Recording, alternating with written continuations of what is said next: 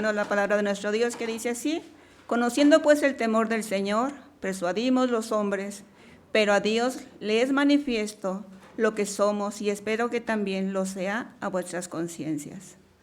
No nos recomendamos pues otra vez a vosotros, sino os damos ocasión de glorios por nosotros, para que tengáis con qué responder a los que sean gloria en las apariencias y no en el corazón. Porque si estamos locos es para Dios, y si somos cuerdos es para vosotros. Porque el amor de Cristo nos constriñe, pensando esto, que si uno murió por todos, luego todos murieron. Y por todos murió, para que los que viven ya no vivan por sí, sino para aquel que murió y resucitó por ellos.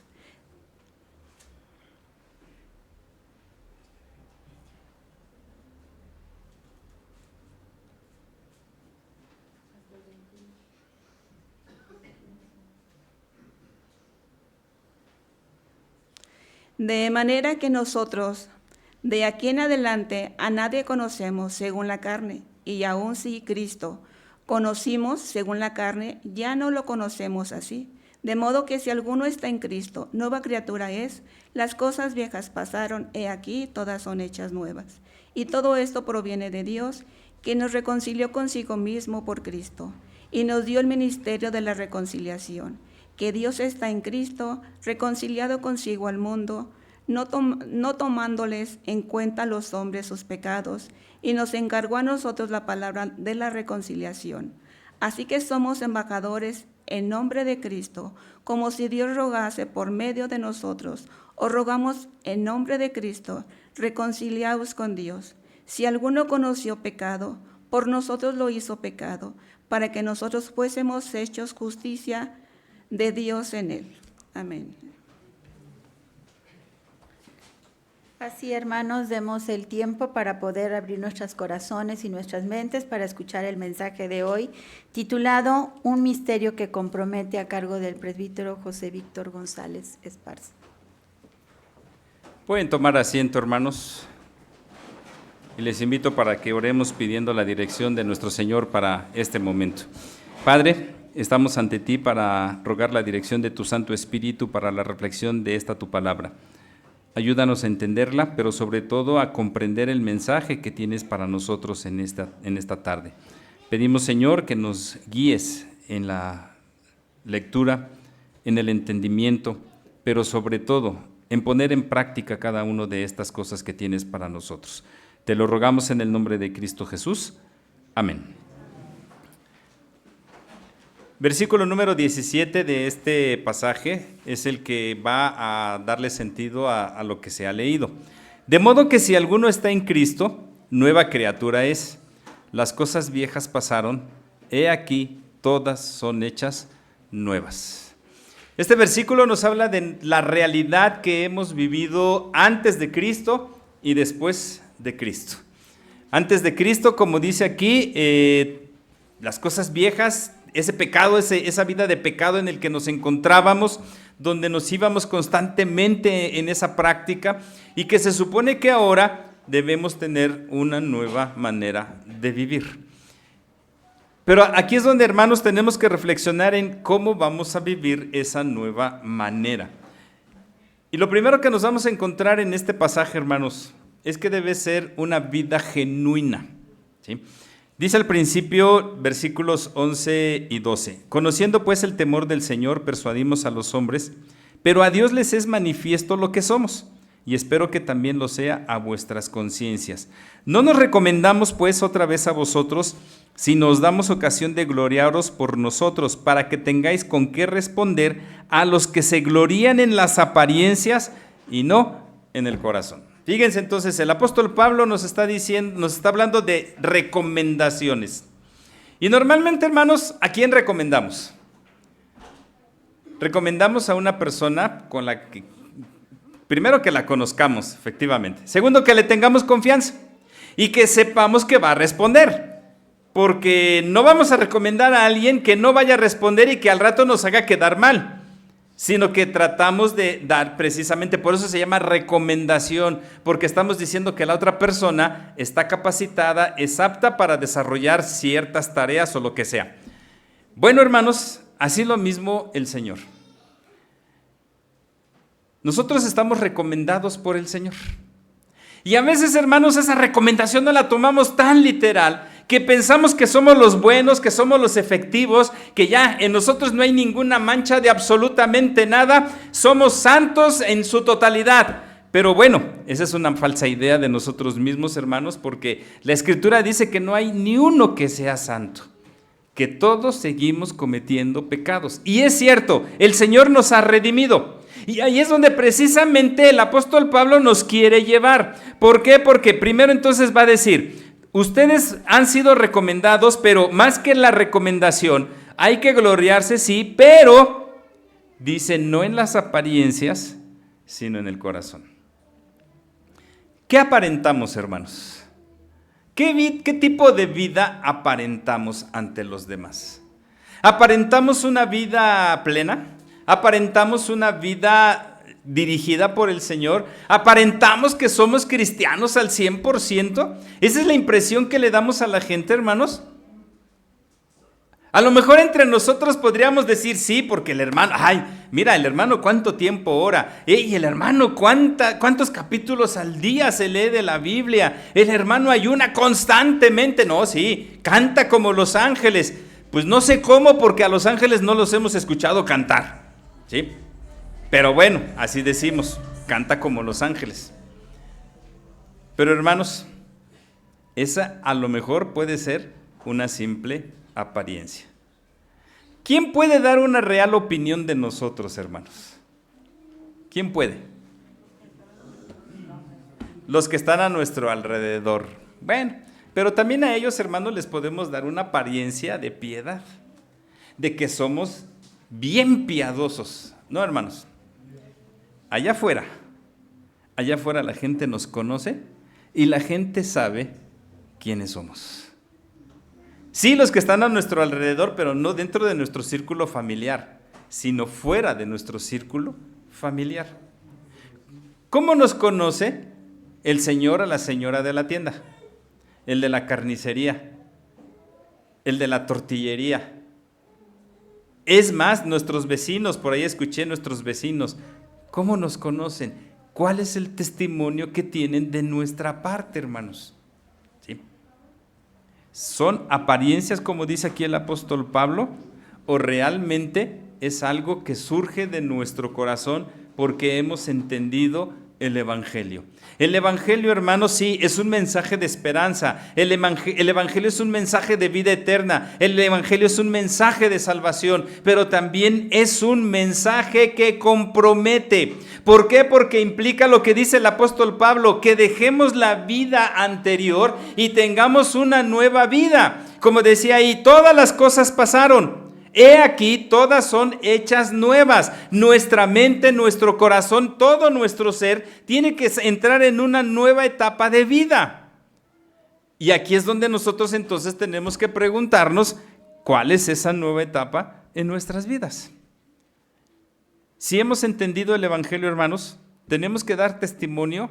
¿Se acuerdan dónde decía el Señor Jesús que debían ser testigos sus discípulos? En Jerusalén, en Judea, en Samaria y hasta el último de la tierra. Fíjense, de manera personal sabemos que nuestro Jerusalén es la familia, ¿sí?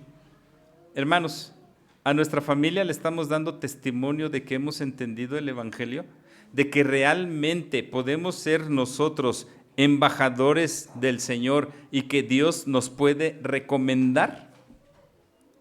¿Cuál sería nuestra Judea? ¿Cuál sería nuestra Judea, hermanos? Nuestros vecinos. ¿Sí? Ya hablamos acerca de los vecinos. ¿Nuestra Samaria? ¿Cuál sería nuestra Samaria? El lugar donde trabajamos, ya sea una oficina, un comercio, la escuela, donde sea que estemos, nos movamos, sería nuestra Samaria. Y hasta el último de la tierra, hasta donde podamos llegar. ¿Sí? Hermanos, pero pensemos como iglesia, pensemos como, ya no en lo particular, vamos a pensar como iglesia. ¿Dónde creen que será nuestra Jerusalén como iglesia? ¿Dónde?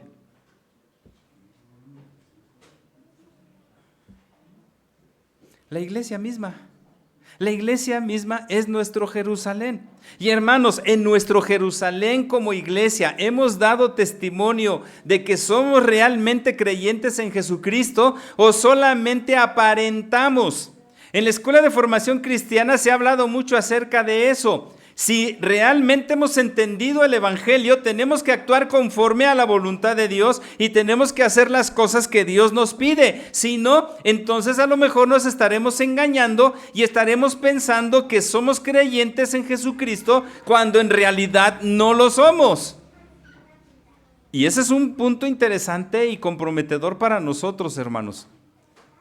¿Por qué? Porque una cosa es lo que decimos y otra cosa es lo que hacemos. Pero eso es en primer lugar. En segundo lugar, dice los versículos 13 al 15, porque si estamos locos es para Dios, y si somos cuerdos es para vosotros, porque el amor de Cristo nos constriñe, pensando esto, que si uno murió por todos, luego todos murieron, y por todos murió, para que los que viven ya no vivan para sí, sino para aquel que murió y resucitó por ellos. Y esta última frase llama la atención. Sobre todo el versículo, por todos murió para que los que viven ya no vivan para sí. Hermanos, en este mensaje, en esta forma de vida, en esta nueva vida, ¿vivimos para quién? ¿Para nosotros o para el Señor? Realmente podemos decir categórica, afirmativa y convencidamente, permítanme así la expresión, ¿no? Pero estamos convencidos de que podemos decir, si vivimos para el Señor vivimos, y si morimos para el Señor morimos, sea que vivamos o que muramos, ¿somos del Señor? ¿Lo podemos decir convencidos, hermanos, de nuestra fe y de la relación que mantenemos con el Señor? Si Cristo ahorita viniera en este instante y nos dijera, ¿saben qué? Se les acabó la vida, se les acabó el tiempo. ¿Cuál sería nuestra reacción ante eso, hermanos? ¿Cuál sería? ¿Sería una reacción de alegría y de gozo porque ya vamos a estar con Él en el reino de los cielos? ¿O nos daría miedo por todo lo que implica ese paso que tendríamos que dar hacia la eternidad, hermanos? Porque ¿qué implica? Porque miren, lo pensamos muchas veces desde el punto de vista positivo diciendo, ya soy salvo, ya nadie me va a condenar. Y somos bien bíblicos y utilizamos a Pablo cuando dice, ¿quién nos podrá separar del amor de Dios que es en Cristo Jesús? Nadie. ¿Quién nos acusará? Nadie, ni el mismo Satanás nos puede acusar y decimos, ya la libré. Y decimos ya, asunto arreglado. No, hermanos, no. Esa es la primera parte de nuestra vida en el Señor. ¿Por qué? Porque una vez que el Señor ya venga por todos y nos lleve, y esa debe ser nuestra confianza, hermanos, que nos lleve. Ojalá nadie se quede en el camino. Ojalá nadie se quede acá para sufrir las consecuencias de su incredulidad. Ojalá todos podamos decir, sí, Señor, estoy contigo. Bueno, vamos a llegar con Él. No crean que vamos a llegar y el Señor nos va a decir, a ver, tú siéntate aquí, tú siéntate acá, tú siéntate allá, tú siéntate más allá y vamos a cantar. Y a ver, ahora sí, ángeles, ahora sí vamos a cantar como ellos y con ellos. No, hermanos. Nos va a formar a todos y a cada uno de nosotros y nos va a decir, a ver, hijito, ¿qué hiciste en tu vida con lo que yo te encargué? ¿Qué le vamos a decir, hermanos? ¿Qué le vamos a decir al Señor en ese momento? No nos va a quitar la salvación, eso sí, no nos va a quitar la salvación, ¿sí? Pero hermanos, yo le he dicho siempre, piensen hermanos, ¿cuántos cristianos, cuántos creyentes en Jesucristo vamos a estar en el reino de los cielos? ¿Cuántos se imaginan, hermanos, desde que empezó la vida del ser humano con Adán hasta ahorita y los que vienen, cuántos vamos a estar? ¿Cuántos vamos a ser? Millones. Pensemos en un templo. ¿Qué templo se necesitaría para albergar a millones y millones de creyentes en Jesucristo, hermanos? Imagínense las dimensiones de un templo así. Van a ser muchas bancas, muchas hileras, ¿sí? Muchas filas van a ser. ¿Dónde les gustaría sentarse, hermanos? ¿Dónde les gustaría sentar? Adelante, ¿En medio o hasta atrás? ¿Dónde? ¿Adelante? Hermanos, ¿y por qué esa mentalidad la tenemos hasta el reino de los cielos y por qué no la tenemos desde aquí? ¿Por qué no decimos yo me quiero sentar hasta adelante desde aquí? ¿Por qué tiene que ser hasta allá? Pero bueno, el lugar no va a depender de nadie más que de uno mismo. Porque ahí es donde el Señor sí nos va a acomodar y nos va a decir, ¿fuiste fiel? Te tocan los primeros lugares. ¿Fuiste medio fiel? Te toca en medio. No me fuiste fiel, te toca hasta atrás. Imagínense, hermanos, allá no va a ser como aquí cuando van a los conciertos y que tienen sus pantallas para ver un poquito más de cerca al artista que está hasta allá, hasta el fondo en el escenario. No va a haber pantallas. No va a haber pantallas. Imagínense la distancia en la que nos vamos a encontrar con respecto al Señor. ¿Qué tan lejos lo vamos a ver? ¿O qué tan cerca lo vamos a ver? Depende, hermanos, ahí entonces de lo que nosotros hagamos aquí. Y parte de eso, hermanos, tiene que ver con esa mentalidad de decir, ya no vivo yo para mí, vivo para el Señor, vivo para servirle, vivo para obedecerle, vivo para hacer las cosas de acuerdo a su voluntad. A veces decimos que la voluntad de Dios es agradable y perfecta, pero no la seguimos. Nos cuesta trabajo seguir la voluntad de nuestro Dios. ¿Por qué? Porque aquí va a venir la parte más fuerte del relato que leímos, hermanos. Y ahorita lo vamos a dejar pendiente. Pero por lo pronto, entonces, hermanos, la segunda cosa que tenemos que entender de este mensaje que nos compromete es que es un mensaje que nos lleva a no vivir para nosotros, sino vivir para Cristo. Y todavía reafirma, de manera que nosotros de aquí en adelante a nadie conocemos según la carne. Y aun si a Cristo conocimos según la carne, ya no lo conocemos así. Ya no tenemos que ver las cosas bajo la naturaleza pecaminosa, sino la vida de santidad. Y les decía, se acerca lo más fuerte. Versículo 18. En tercer lugar, este mensaje que compromete es así de comprometedor, hermanos, por lo que dice aquí. Y todo esto proviene de Dios, quien nos reconcilió consigo mismo por Cristo y nos dio el ministerio de la reconciliación. El miércoles pasado hablábamos acerca de las razones, sí fue el miércoles, bueno, un día anterior con la femenil estábamos hablando de las razones por las cuales hoy en día una pareja se puede divorciar y todo ese proceso que se da en cuestiones del divorcio. Y decíamos que algo que ya quitaron los jueces son las juntas de conciliación, donde antes de dar ya por la sentencia del divorcio se invitaba a la pareja delante del juez para que platicaran y para que trataran de llegar a un acuerdo y pudieran resolver las cosas. Si no se podían, pues ya se firmaba la sentencia de divorcio. Hoy ya no es así. Ya no es así, hermanos, porque para empezar, con que uno de los dos vaya ante el juez y pida el divorcio, se lo otorgan. Y hay algunos estados en nuestro país que en línea ya puede uno solicitar el divorcio y se lo dan. Pero a lo que voy es esa conciliación. Y dice aquí que Dios nos ha dado el ministerio de la reconciliación. Y esto, hermanos, es lo más comprometedor porque la pregunta es, ¿estamos bien unos con otros? ¿Estamos reconciliados unos con otros? Pensemos en nuestra familia principalmente, en nuestra familia. ¿Estoy reconciliado con mi esposo, con mi esposa, con mis hijos, con mis padres, con mis hermanos, con mis primos, con toda mi familia? ¿Estoy bien? ¿Estoy en buenos términos? Aquí nosotros, si dijimos que como iglesia está en nuestro Jerusalén, ¿realmente nos hemos reconciliado unos con otros? Y aquí es donde se viene el primer punto. O aparentamos estar reconciliados.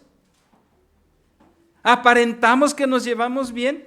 Aparentamos que hemos dejado de vivir para nosotros y vivimos para los demás. Somos diferentes mundos, somos muchas cabezas y cada cabeza piensa de una manera diferente. Y vamos a chocar muchas ocasiones en nuestros pensamientos, vamos a chocar en nuestras opiniones, vamos a chocar en nuestras posturas.